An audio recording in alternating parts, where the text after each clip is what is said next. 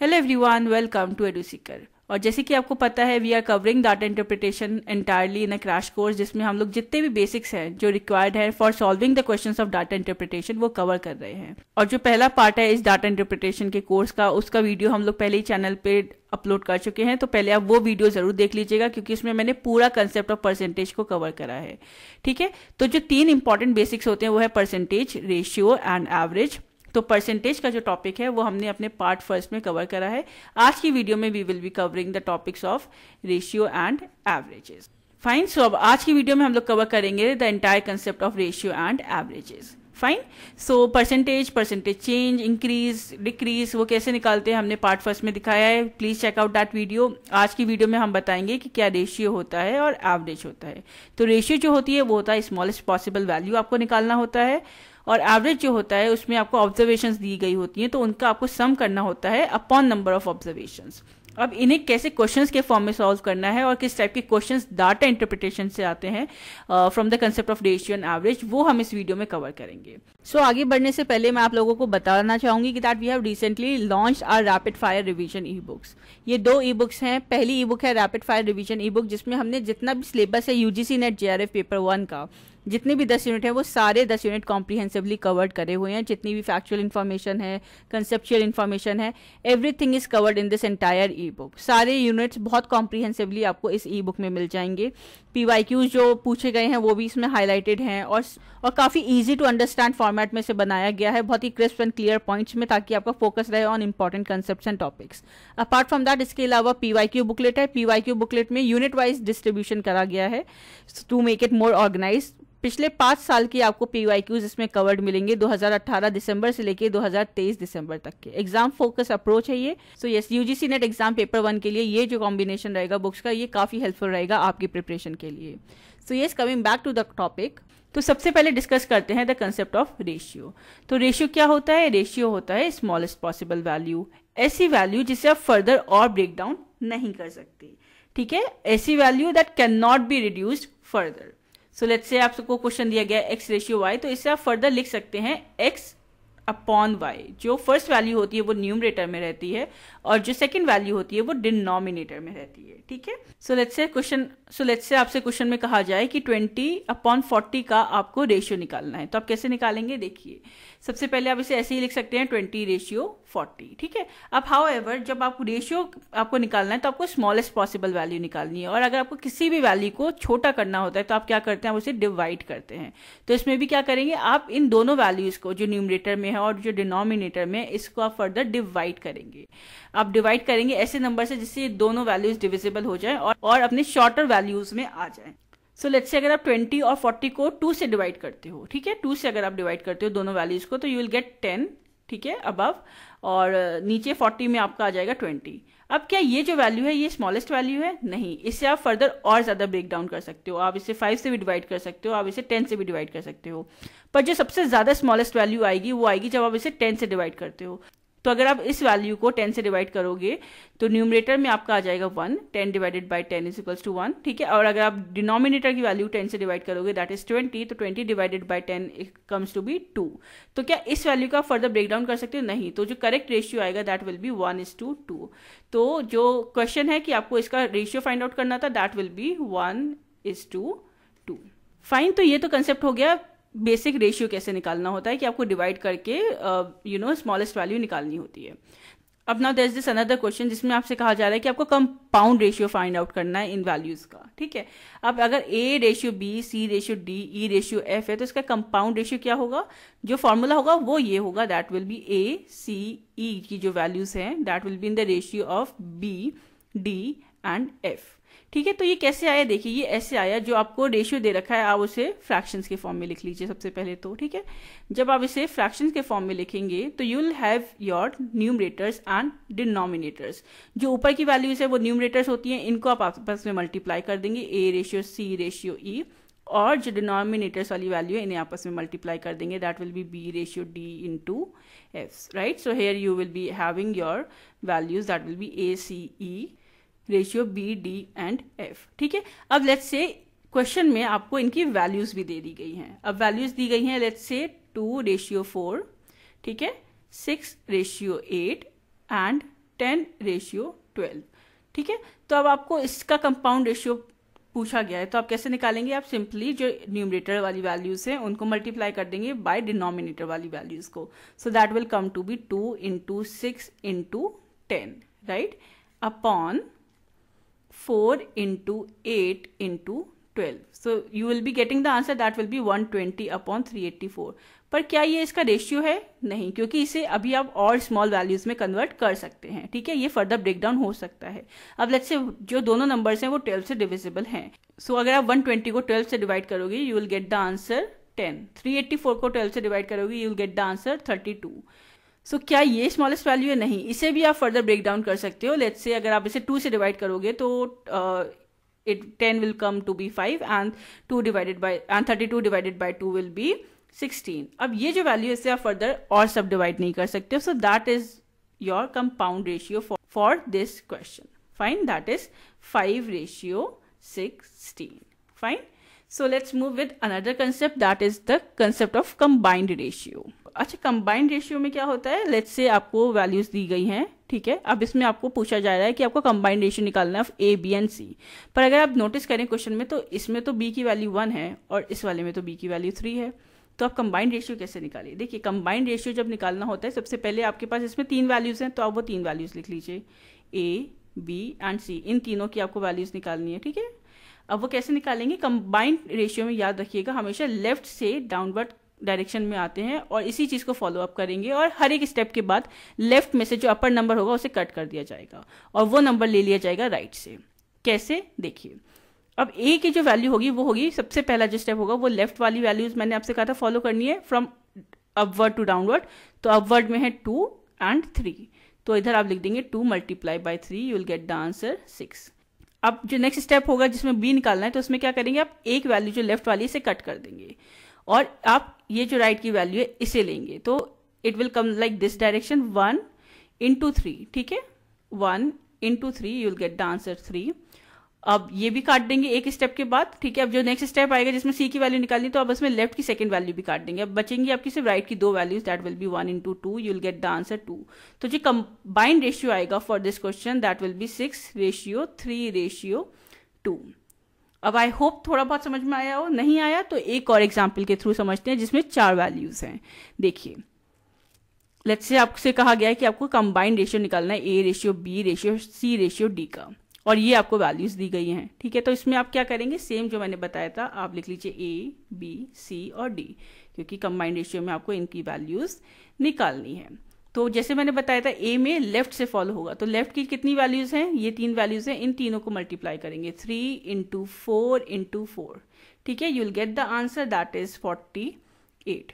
अब जैसे मैंने आपको बताया था हर एक स्टेप के बाद आप लेफ्ट की फर्स्ट वैल्यू को काटते जाएंगे, तो अब लेफ्ट में जो पहली वैल्यू है सेकंड स्टेप के लिए जिसमें बी निकालना है आप थर्ड को काट देंगे and you will take from the right one, that is 1, 4th and 4th, ठीक है। तो 1 × 4 × 4 you will get the answer that is 16. अब जो नेक्स्ट स्टेप आएगा उसमें क्या करेंगे, उसमें अगेन आप लेफ्ट की एक वैल्यू काटेंगे, तो ये सेकेंड वाली वैल्यू आप काट देंगे। तो अब जो आपको नंबर्स लिखने हैं वो ये वाले होंगे 1, 3 एंड 4, ऐसे एरो आएगा, ठीक है। So you will get 1 × 3 × 4 and the correct answer will be 12. अब नेक्स्ट स्टेप में क्या करेंगे, आप अगेन लेफ्ट की एक और वैल्यू काट देंगे, तो ये तीनों वैल्यूज लेफ्ट की कट जाएंगी, बचेंगी सिर्फ लास्ट स्टेप में राइट की values, that will B 1 × 3 × 1 and you will get the answer that is 3. तो जो कंबाइंड रेशियो आएगा for this question that will B 48:16:12:3. So that is how you find ratios. पर इतने complex questions ratio के आते नहीं है, डाटा इंटरप्रिटेशन में जो क्वेश्चंस आते हैं वो बेसिक क्वेश्चन ही आते हैं, right. Now let's move with next topic that is your average. तो एवरेज कैसे निकालने हैं? देखिए, एवरेज का मैंने फॉर्मूला बताया था, that is sum of observation upon number of observation. अब लेट्स से क्वेश्चन है कि आपको एवरेज निकालना है इन वैल्यूज का, तो वो कैसे निकालेंगे, सम ऑफ ऑब्जर्वेशन. तो ये जितनी ऑब्जर्वेशन दे रखी हैं इनको आप ऐड करोगे, सम मतलब होता है addition, so that will be 15 + 32 + 48 + 60 + 100 upon number of observations. तो नंबर ऑफ ऑब्जर्वेशंस क्या है, ये कितनी वैल्यूज हैं, 1, 2, 3, 4 एंड 5, तो ये 5 वैल्यूज हैं, right. So it will B divided by 5. सो अगर आप इसे ऐड करोगे you will get the answer that will B 255, ठीक है, डिवाइडेड बाय 5। तो आप फर्दर इसे जब डिवाइड करोगे you will get the answer that is 51। So 51 will be the correct answer. तो ऐसे आप निकालते हैं एवरेज को। अब ये देखते हैं कि कैसे रेशियो एंड एवरेज के क्वेश्चंस आपके PYQs में पूछे गए हैं और कैसे उन्हें आपको सॉल्व करना है। तो पहले रेशियो के क्वेश्चंस कुछ डिस्कस करेंगे, फिर एवरेज के क्वेश्चंस डिस्कस करेंगे और फिर एक ऐसा भी क्वेश्चन डिस्कस करेंगे जिसमें ये दोनों कंसेप्ट यूज हुए हैं डाटा इंटरप्रिटेशन के एक सिंगल क्वेश्चन में। सो जानते हैं कैसे। Let's start with the PYQs of data interpretation from the particular topic that is ratio.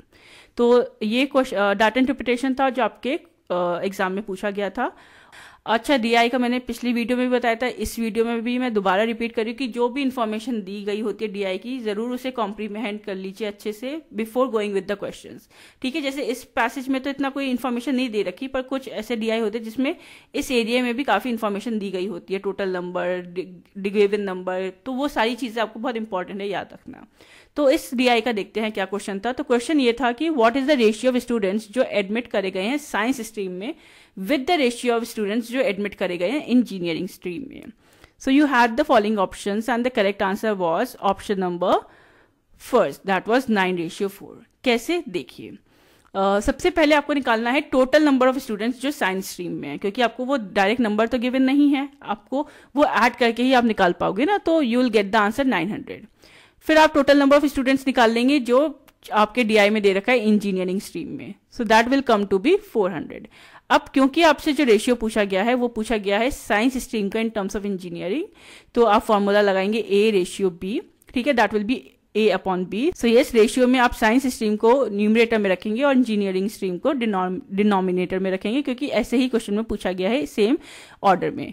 So that will B 900/400। तो क्या इसको आप फर्दर ब्रेक डाउन कर सकते हैं? यस, आप इसे डायरेक्टली 100 से भी डिवाइड करोगे, you will get the answer 9:4। So hence these are the types of question जो रेशियो से पूछे जाते हैं। So let's solve one more question from data interpretation. So देखिए, जैसे ये जो DI है इसमें दे रखा है कि टोटल नंबर ऑफ जो स्टूडेंट्स है वो 3000 है, 1750 जो है वो गर्ल्स हैं, ठीक है। तो अब देखते हैं क्वेश्चन क्या था। क्वेश्चन ये था कि what is the ratio of the number of girls जो इनरोल्ड हुई हैं स्विमिंग में to the number of boys जो इनरोल्ड हुए हैं स्विमिंग में। अब आपको ऑप्शंस दिए रखे थे and the correct answer for this question was option number 4, that was 49:47। How, let's see in the explanation. देखिए, अब आपको टेबल से ये पता था कि जो टोटल नंबर ऑफ स्टूडेंट्स जो थे वो 3000 थे, गर्ल्स का भी पता था टोटल नंबर क्या है 1750, बॉयज का तो आपको नहीं पता, तो बॉयज का आपको निकालना था। कैसे कि जो टोटल नंबर ऑफ स्टूडेंट्स है माइनस जो टोटल नंबर ऑफ गर्ल्स है, ठीक है, तो ऐसे आप बॉयज का निकाल सकते थे। सो लेट्स से आपको नंबर ऑफ स्टूडेंट्स पहले निकालने हैं जो स्विमिंग में एनरोल्ड हैं, तो दैट इज 16% ऑफ 3000 है ना। तो 16% क्या होता है 3000 का, वो मैंने प्रीवियस वीडियो में आपको बताया है कैसे निकालना होता है, मैं दोबारा बताती हूँ। आप 16/100 इंटू 3000 करेंगे, you'll get the answer 480। ऐसे ही आप निकाल देंगे नंबर ऑफ गर्ल्स जो स्विमिंग में एनरोल्ड हैं, ठीक है। So that is 14%। तो 14% 1750 का कितना होता है 14/100 इंटू 1750, दैट विल बी 245। अब आपको नंबर ऑफ बॉयज निकालना है जो गिवन नहीं है, तो आप क्या करेंगे, जो भी नंबर ऑफ स्टूडेंट्स एनरोल्ड हैं स्विमिंग में, ठीक है, माइनस कर देंगे नंबर ऑफ गर्ल्स जो स्विमिंग में एनरोल्ड हैं। So that is 480 minus 245, you get the answer 235। Fine. तो अब जो नंबर ऑफ बॉयज हो गया वो कितना हो गया 235। अब आपसे रेशियो में पूछा गया था number of girls enrolled in swimming to the number of boys enrolled in swimming. तो नंबर ऑफ गर्ल्स आप आगे रखेंगे, that will be 245, number of boys पीछे रखेंगे, that will be 235। So that will be in the ratio 245/235, ठीक है। तो आप फर्दर इसे और ब्रेक डाउन कर सकते हैं इस वैल्यू को, आप इसे 5 से डिवाइड करेंगे, you will get the answer 49/47, which is the correct answer for your question. Fine. Now let's solve DI from the concept of averages, ठीक है। So yes, this is the DI from the latest 2023 June shift first. So इसका जो question था average का वो ये था कि what is the average number of children who do not attend school from village 2nd, village 3rd and village 5th, and you have the following options and the correct answer for this question is option number 2nd, that is 508। तो ये कैसे आया देखते हैं। देखिए, तो सबसे पहले आपको नंबर निकालना है, तो लेट्स से आप V5 का लेते हैं। V5 का टोटल 31% ऑफ चिल्ड्रन है जो आउट ऑफ 5800 है, ठीक है। तो 31% ऑफ 5800 कितना होगा, सो that will B 31/100 into 5800, that will B 1798, ठीक है। अब जो विलेज 5 में 22% जो चिल्ड्रन है वो अटेंड कर रहे हैं school out of 3600, so that उसे भी आप सेम तरीके से निकाल लेंगे, that will B 22/100 into 3600, you will get the answer 792। ठीक है, अब जो नॉन अटेंडिंग हो गए वो कितने हो गए, वो हो गए 1798 माइनस 792, तो वो जो बच्चे हो गए वो ऐसे बच्चे हो गए जो नॉन अटेंडिंग है। ठीक है, विलेज 5th के सेम तरीके से आप विलेज 2nd और विलेज 3rd का भी निकाल लेंगे, तो वो निकलेगा 384 विलेज 2nd के लिए, और विलेज 3rd का निकलेगा 134। फाइन, सो अब आपके पास तीनों वैल्यूज हैं, V2, V3, V5, तीनों विलेजेस की जो नॉन अटेंडिंग स्टूडेंट्स है। तो आप क्या करेंगे, sum of all values upon total number of values, so the values come to be 384 plus 134 plus 1006, divide करेंगे 3 से क्योंकि 3 विलेजेस की वैल्यू पूछी गई है। ठीक है, टोटल नंबर ऑफ वैल्यूज जो है वो 3 है, सो 1524 divided by 3 you get the answer 508। Fine, let's solve one more question. Fine, so let's solve another question from the same concept, that is average. तो ये DI था। ठीक है, अब इसमें आपसे क्वेश्चन पूछा गया था कि जो नंबर ऑफ स्टूडेंट्स हैं जो ऑल 5 कॉलेजेस में पढ़ रहे हैं from college P to T in the year 2018 is what. ठीक है, सो now you have the following options and the correct answer for this question is option number 2, that is 3188। तो ये कैसे निकला, आइए देखते हैं। सबसे पहले देखिए, आपको ये निकालना है कि जो स्टूडेंट स्टडी कर रहे हैं कॉलेज P में इन 2018, ठीक है, सारे कॉलेजेस में आपको 2018 का ही पूछा गया क्वेश्चन में, तो आप कैसे निकालेंगे, जिन्होंने अटेंड करा कॉलेजेस और जिन्होंने लीव कर दिया, तो जो बाकी बच्चे हैं वो बच्चे ऑब्वियसली अभी भी कॉलेज में पढ़ रहे हैं। तो ऐसे ही आप student studying in college P में निकालेंगे। सो 2018 में, सो लेट्स से 2018 में जो अपीयर्ड हुए थे बच्चे वो कौन कौन से थे, वो ये वाले थे। 2016 में 2250, 2017 में 660 एंड 2018 में 580। अब माइनस किससे करेंगे, जिन बच्चों ने लीव कर दिया P कॉलेज को, वो कौन कौन से थे, 2017 में है 440 और 2018 में है 420, इसमें तो एक भी नहीं था तो काउंट नहीं होगा। ठीक है, सो ये ऐसे वैल्यूज आपको लेनी है। So coming back to the explanation, आप ये वैल्यूज लिख लेंगे, 2250 plus 66 plus 660 plus 580 minus 440 and 420, तो you will get the answer 2630। ऐसे ही आप बाकी कॉलेजेस का भी निकाल लेंगे वैल्यूज। ठीक है, जब आपने बाकी कॉलेजेस का निकाल लिया, जितने भी गिवन कॉलेजेस हैं, you have the values of all the colleges, तो टोटल आपको ये सारी वैल्यूज जो है उन्हें ऐड कर लेंगे, दैट विल बी 15940। अब ये कितनी वैल्यूज हैं, ये वैल्यूज हैं 5 वैल्यूज, तो आप इसे क्या करेंगे, आप डिवाइड कर देंगे। सो 15940 को डिवाइड करेंगे 5 के साथ, सो 15940 को डिवाइड करेंगे 5 के साथ, you will get the answer that is 3188। So that is your correct answer which is your option number 2। Let's solve another question. So this was a DI that came into your PYQ and the question was that what is the average number of arts students जो admit करे गए हैं to each college, and now you have the following options and the correct answer is option number 2, that is approximately 212. How, let's see।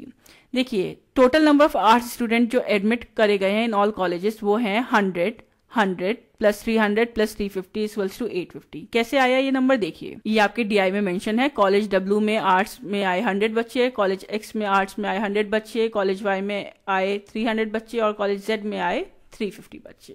ठीक है, average कैसे निकालते हैं, number total sum of all values upon number of values, तो total sum हो जाएगा 850। Number of values कितनी है, 4 वैल्यूज हैं, so divided you will get the answer 212.5। अब क्योंकि 212.5 किसी ऑप्शन में नहीं है, पर इससे जो सबसे क्लोजेस्ट है वो है approximately 212, that is your option number 2, so hence that is the correct answer. Fine, let's solve another question. So this was another DI जिसमें इस टॉपिक से रिलेटेड क्वेश्चंस थे। So let's say the question was जिसमें आपसे दोनों चीजें involve थी, ratio भी और एवरेज भी। देखिए, इसमें पूछा गया था कि what is the ratio of average of oil imports from Iraq to that of Venezuela for all the years together. So now you have the following options and the correct answer for this question was option number 2, that is 29:14। How, see, तो इसमें क्या करना था, आपको ratio find out करना था, पर ratio के लिए आपको एवरेज निकालना था। तो एवरेज तो आपको पता ही है, sum of all the terms upon number of terms, right.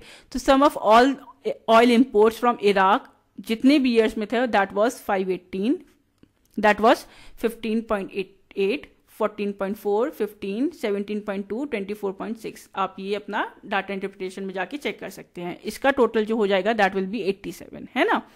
अब इसका जो एवरेज होगा वो क्या होगा, 87 डिवाइडेड बाय 5, क्योंकि 5 वैल्यूज हैं, दैट विल बी 17.4।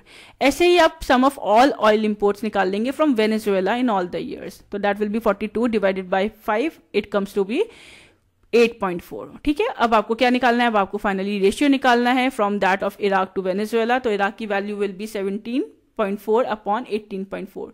तो ये 29.14 कैसे आया, इसे देखिए डेसिमल में है तो आप इनका डेसिमल रिमूव कर दें तो what will be the values, that will B 174 upon 84। ठीक है, 10th प्लेस से आप इसे हटा दीजिए। It will be much easier for you to solve the question and further आप इसे और डिवाइड करेंगे दोनों वैल्यूज को 6 के साथ, so will get the answer 29:14। So yes, that is the correct answer for this question. So yes, these are the types of questions जो आपके एग्जाम में पूछे जाते हैं डाटा इंटरप्रिटेशन से. We have covered the entire topic of percentage as well as ratio and average. So I hope these videos will help you somewhere in your examination. So yes, till then like, share and comment and stay tuned for the more upcoming videos. Thank you.